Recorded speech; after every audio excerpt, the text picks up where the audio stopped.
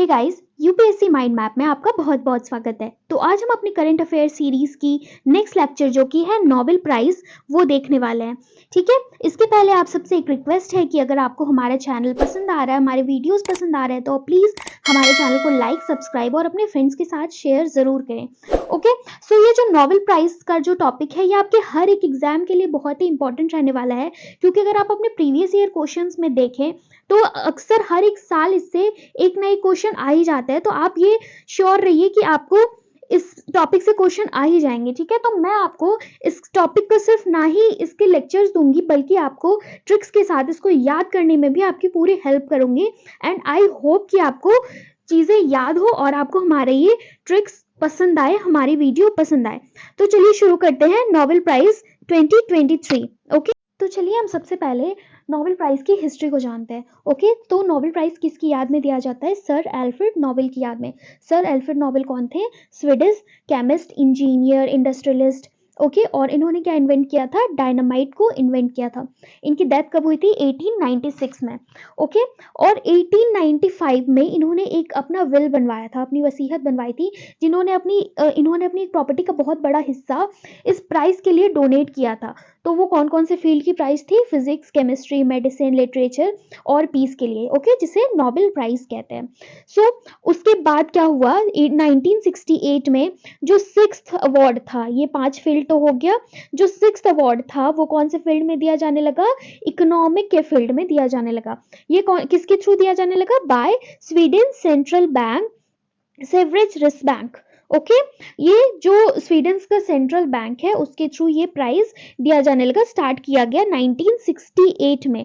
Okay, ये याद रखिएगा, 1968।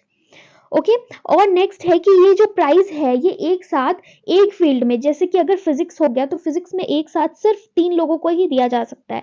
कभी आप ये नहीं देखिएगा कि 3 से ज्यादा, कभी एक प्राइज 4 लोगों में डिस्ट्रीब्यूट हो गया, ऐसा नहीं होता है।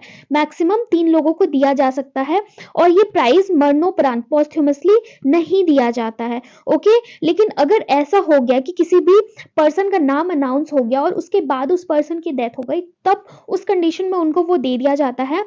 और 1974 के पहले ये जो नोबेल प्राइज है सिर्फ 2 बार मरणोपरांत दिया गया है। ओके, यहां तक आई होप आपको क्लियर होगा और चीजें समझ में आ गई होगी।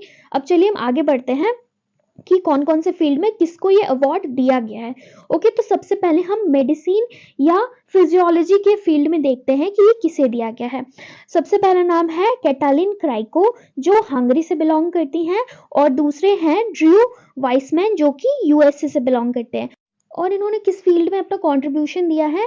तो इन्होंने एमआरएनए की फील्ड में अपना कंट्रीब्यूशन दिया है, एमआरएनए वैक्सीन को डेवलप किया है। ओके, क्लियर है। अब हम देखते हैं कि हम इनको याद कैसे रख सकते हैं कि फिजियोलॉजी या मेडिसिन के फील्ड में किसको मिला है। ओके, एग्जाम में जब ये चीज़ें आती है तो हम कितना भी रट के जाएं या कितने भी याद कर लें, वो चीज़ें हम भूल ही जाते हैं। लेकिन अगर हम ट्रिक से याद रखेंगे तो शायद ये हमें एग्जाम के टाइम पे ऑप्शंस देख के तुरंत हमारे दिमाग में क्लिक हो जाता है कि हाँ ये यही होगा।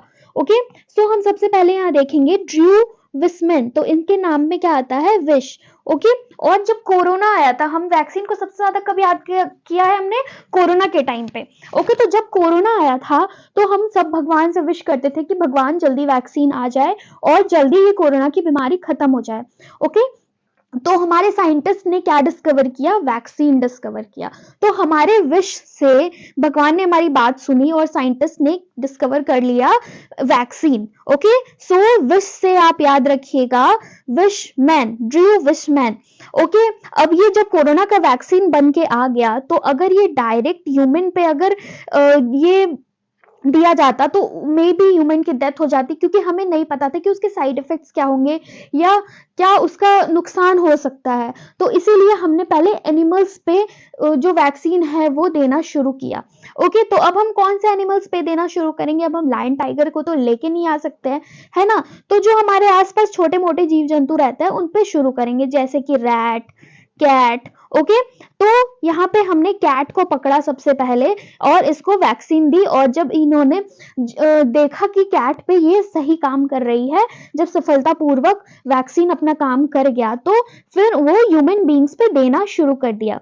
ओके, सो हम यहाँ पे याद रख सकते हैं कैट से कैटलिन क्राइको, ओके। और विशे ड्रू विस्मैन, ये है कैटलीन क्राइको, यहाँ पे आप फोटो भी देख सकते हैं इनकी। और ये है कैटलीन क्राइको और ये है ड्रू विस्मैन, ओके, क्लियर है। चलिए अब आगे बढ़ते हैं। अब हम फिजिक्स के फील्ड में देखते हैं कि किनको किनको नोबेल प्राइज मिला है इस साल। जैसे कि हमने पहले डिस्कस किया कि एक साथ 3 लोगों से ज्यादा नहीं मिल सकता, तो यहाँ भी देख सकते हैं आप 3 लोगों को ही सिर्फ मिला है, ओके। तो पहला क्या नाम है, पियर एगोस्टिनी, दूसरा फ्रेंच क्रोज और तीसरा एन ल्यूलियर, ओके। सो इनको कौन से फील्ड में मिला है, इलेक्ट्रॉन डायनामिक्स इन मैटर, इलेक्ट्रॉन डायनामिक्स इन matter, physics, electrons, protons, neutrons, ये तो डायरेक्ट ही क्लियर है, ये आपको याद रहेगा कि फिजिक्स में इलेक्ट्रॉन्स, ओके। इलेक्ट्रॉन डायनामिक इन मैटर, ये याद रखिएगा। और इसका सिंपल तरीका है याद रखने का, बहुत ही छोटा सा है, periphery any, periphery any, physics में 3 लोगों को मिला है periphery any, periphery any, okay, clear है। पेरी कहाँ के हैं, फ्रांस के, फेरी कहाँ के हैं, हंगरी के, एने कहाँ के हैं, फ्रांस के, ओके। पेरे और एने फ्रांस के हैं, फेरे हंगरी के हैं, मतलब जो एफ से शुरू होता है वो हंगरी के हैं और बाकी जो अलग अलग नाम है वो दोनों फ्रांस के हैं, ओके। पेरे फेरे एने, क्लियर है। आई होप ये आपको याद हो गया होगा। नेक्स्ट देखते हैं हम केमिस्ट्री के फील्ड में किसको मिला है ये Nobel prize, okay. So chemistry के फील्ड में मिला है Moungi Bawendi, Louis Brus, Alexei Ekimov, okay. Moungi Bawendi कहाँ के, फ्रांस के, Louis Brus USA, Alexei Ekimov Russia के। और इन्होंने क्या डिस्कवर किया है, discover and synthesis of quantum dots, okay. Quantum dots को इन्होंने डिस्कवर किया है। इसमें भी आप देख सकते हैं सिर्फ 3 लोगों को ही मिला है ये अवार्ड। सो मोंगी बेवेंडी, लुइस ब्रूस, एलेक्सी एकोमोव, 3 लोग आप देख सकते हैं यहाँ पे अपनी स्क्रीन पे। अब हम देखते हैं हम इसको याद कैसे रख सकते हैं। मोंगी, तो यहाँ पे हम कुछ कुछ ये मैगी जैसा साउंड कर रहा है ना, मोंगी, मोंगी, मैगी। सो यहाँ से हम मैगी याद रख सकते हैं, मैगी, मोंगी, ओके। दूसरा देखते हैं लुइस ब्रूस, तो इसके नाम में ब्रू आ रहा है ना, ब्रू, ब्रू एक कॉफी का भी ब्रांड है, ब्रू और नेस्कैफे, याद होगा आप सभी को, पता ही होगा। और तीसरा है एलेक्साई इकीमोव, ओके। यहाँ एक ही से हम याद रख सकते हैं। तो इसका जो ट्रिक है वो ये है कि हम इसको ऐसे याद रख सकते हैं कि ब्रू और मैगी और ब्रू कॉफी को एक ही में मिला दो, है ना, एक ही में मिला दो, मैगी और ब्रू कॉफी को एक ही में मिला दो। आजकल हमने बहुत ज्यादा ट्रेंड देखा है मैगी में फ्रूटी मिलाना, तो मैगी में कुछ भी डाल देना, तो हमने भी मैगी में क्या डाल दिया, ब्रू को डाल दिया, ओके। सो मैगी और ब्रू को डाल के एक ही में मिला दो। और हम ये मिलाने को किससे कह रहे हैं, एलेक्सा से कह रहे हैं, ओके। एलेक्सा से कह रहे हैं हम ये मिलाने को कि मैगी और ब्रू को एलेक्सा एक ही में मिला दो, क्लियर है। एंड आई होप ये आपको याद हो गया होगा अभी तक। एक बार फिर से हम देखते हैं, मैगी और ब्रू को एक ही में मिला दो, ठीक है। ये चीज हम किससे कह रहे हैं, एलेक्सा से कह रहे हैं कि मैगी और ब्रू को एलेक्सा एक ही में मिला दो। तो मैगी से मोंगी बेवंडी, ब्रू से लुइस ब्रूस और एलेक्सा एक ही में मिला दो को एलेक्साई एकिमोव, ठीक है। इन्होंने क्या डिस्कवर किया, क्वांटम डॉट्स, ओके। हम डॉट्स को कनेक्ट करके इन चीजों को याद रख रहे हैं, तो क्वांटम डॉट्स आप याद रखिएगा। नेक्स्ट हम देखते हैं लिटरेचर, लिटरेचर के फील्ड में जिनको मिला है वो कौन है, जॉन फॉसे, ओके। लिटरेचर के फील्ड में किसे मिला है, जॉन फॉसे को। सो इन्होंने क्या किया, for his innovation play and prose which की वॉइस टू अनसेबल, ओके। तो अब इसको हम कैसे याद रख सकते हैं, तो इनको याद रखना बहुत ही सिंपल है कि लिटरेचर आप देखते हैं बहुत ही बल्कि या हैवी सा होता है ना, लिटरेचर जो भी सब्जेक्ट है बहुत ही टफ होता है, तो उसमें लोग क्या हो जाते हैं, फंस जाते हैं। तो जो जॉन है वो लिटरेचर में क्या हो गए, फंस गए, तो जॉन फासो लिटरेचर, जॉन क्या हो गए, लिटरेचर में फंस गए, जॉन फासो लिटरेचर। अब नेक्स्ट देखते हैं वो कौन कौन सा प्राइज है, peace prize, Nobel piece prize, जो किसको मिला है, नरगिस मोहम्मदीन को। ये कहीं ना कहीं बहुत ही इंपॉर्टेंट हो जाता है, तो आप इनके बारे में ये फैक्ट्स भी थोड़ी ध्यान से सुनिएगा, ओके। तो इनको किस चीज में मिला है, इन्होंने क्या काम किया ऐसा, तो इन्होंने जो ईरान की वुमेन है उनके लिए फाइट करा है। ओके, उनके अधिकार दिलाने के लिए, या उनका जो भी चीज है उनके साथ जो गलत हो रहा है उनके लिए आवाज उठाने के लिए इनको जो पीस प्राइज है वो मिला है। तो ये कहाँ की? ईरान की। ओके, यहाँ पे आप इनकी फोटो देख सकते हैं, इतनी प्यारी सी है। Nargis Mohammadin is a human right advocating Iranian woman, okay, as well as freedom fighter. Her struggle for freedom and dignity has not come without tremendous cost. She has been arrested 13 times. कितनी बार वो arrest हो चुकी है? 13 बार. And convicted 5 times. और उनको 5 बार सजा मिल चुकी है. And sentenced for 13 year in total. और 31 year total उनको क्या मिला है? सेंटेंस मिला, उनको पनिशमेंट मिली है। ओके, और इवन वो अभी भी क्या है? वो जेल में ही है। सो अब यहाँ पे अगर मोटो देखें हम, motto of demonstrator called women life freedom. इनका मोटो क्या है? वुमेन लाइफ फ्रीडम, क्योंकि इन्होंने काम ही वही किया है कि वुमेन के साथ जो भी गलत हो रहा है उसके अगेंस्ट आवाज उठाना। तो इनका जो मोटो है वो भी इसी से रिलेटेड है, वुमेन लाइफ फ्रीडम, मतलब वुमेन को भी जो जीवन है वो आजादी से जीने का क्या है? अधिकार है पूरा। और अब हम इनको याद कैसे रख सकते हैं? तो अब हम इनको याद रखने के लिए जो ट्रिक है वो आप ध्यान से सुनिएगा। नरगिस, ईरान की महिलाओं को नर से जिसने आजाद करवाया। ओके, जो नरगिस, तो नर से जिसने वहां की महिलाओं को आजादी दिलवाने की मांग की, तो वो कौन हो गई? नरगिस। जिस GES या गिस ऐसे भी याद रख सकते हैं। तो वहां के नर से, नर कहीं ना कहीं मैन को डिनोट करता है। ओके, तो वहां के नर से जिसने महिलाओं को आजादी दिलवाने की कोशिश करी है वो कौन है? Narges Mohammadi. Okay, so I hope ये आपको इनका जो वर्क है वो भी इससे याद हो गया होगा, और जो इनका नाम है वो भी आपको याद हो गया होगा। तो चलिए हम नेक्स्ट देखते हैं इकोनॉमी के फील्ड में। इकोनॉमी के फील्ड में जिन्हें मिला है वो कौन है? Claudia golden. ओके, इकोनॉमी के फील्ड में जिसे मिला है वो कौन है? Claudia golden. अब हम इकोनॉमी को अगर हम देखें, इकोनॉमी और गोल्ड कहीं ना कहीं एक दूसरे से क्या है? रिलेट करता है ना? जहां पे इकोनॉमी अच्छी होगी वहां पे जाहिर सी बात है उस कंट्री में गोल्ड के जो स्टॉक वगैरह होंगे वो सब काफी अच्छे होंगे। तो इकोनॉमी और गोल्ड आप directly proportional to each other, है ना? तो आप ऐसे इस चीज को याद रख सकते हैं। इकोनॉमी, क्लॉडिया गोल्डन, इन्होंने क्या किया है? Gender gap in labour market, मतलब लेबर मार्केट में जो जेंडर गैप है, मतलब मैन और वुमेन का जो गैप है किसी भी काम में लेबर मार्केट में, उन्होंने इस चीज पे रिसर्च किया और ये बताया है। Okay, Claudia Goldin provided for the first time a comprehensive account of women's earning and their labour market participation since the century. She reveals the key driver of the gender gap in labor market and empowerment.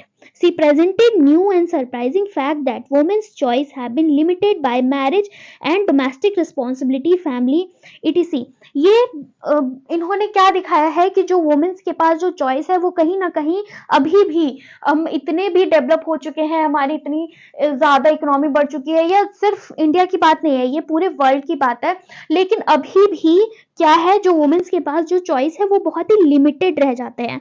और ये क्या show करता है? जिस so that female labour participation form a U shape curve in the entire period of 200 year.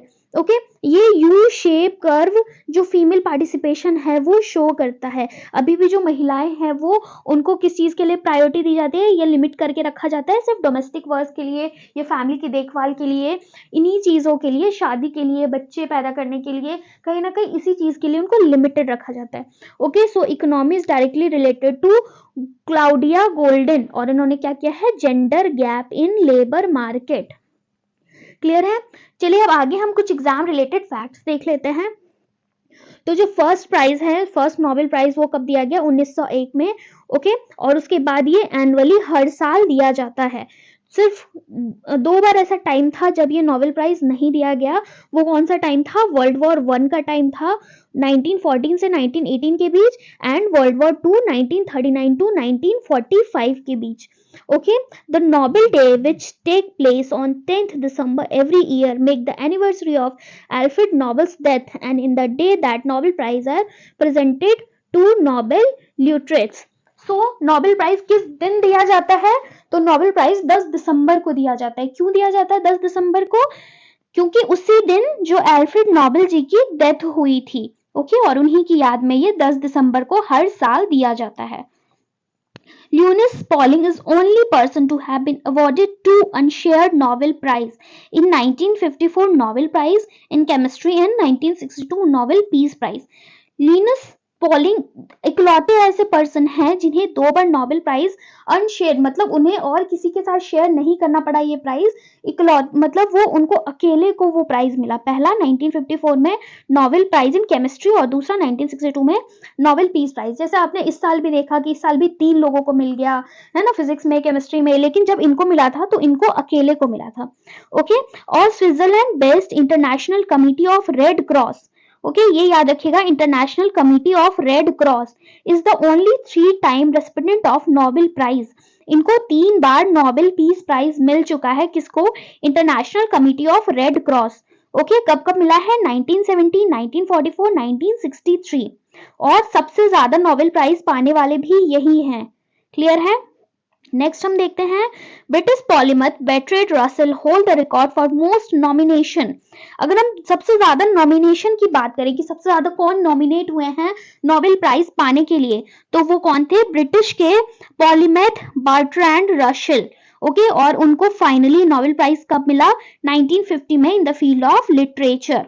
Okay, और जो Nobel prize है उसमें सेल्फ नॉमिनेशन अलाउ नहीं होता है। क्लियर है? अपने आप को आप नोबेल प्राइज के लिए नॉमिनेट नहीं कर सकते हैं, ये क्लियर याद रखिएगा। Okay, among the recipient till now 12 Indians को अभी तक ये नोबेल प्राइज मिला है। ओके, कितने इंडियंस को? 12 इंडियंस को। Rabindranath Tagore was the first Indian citizen to awarded and also the first Asian to be awarded in 1913. अब अगर हम जब सबसे पहले इंडियन की बात करें तो रविन्द्रनाथ टैगोर थे, जिनको इंडिया में ही नहीं बल्कि एशिया के भी सबसे पहले वो थे जिनको ये नोबेल प्राइज मिला था इन द ईयर 1913। ओके, और mother Teresa is the only women on the list of recipient. और अगर हम इंडिया की बात करें तो अभी तक सिर्फ मदर टेरेसा जी को ये नोबेल प्राइज मिला है।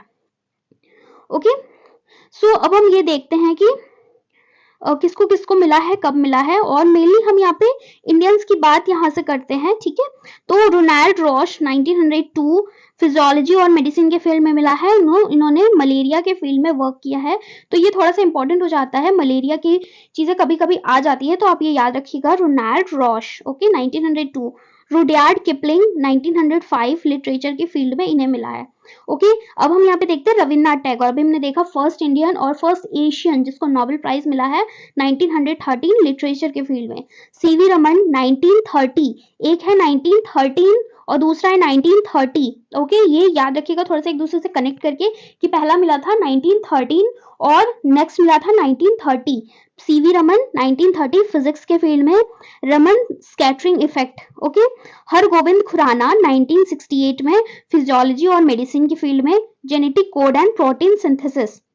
मदर टेरेसा 1979 पीस के फील्ड में, helping suffering humanity. Okay, Mother Teresa ऐसे भी जो लोगों की सेवा करने के लिए या उन सब चीजों के लिए काफी फेमस थी, तो उनको ये पीस प्राइज मिला है।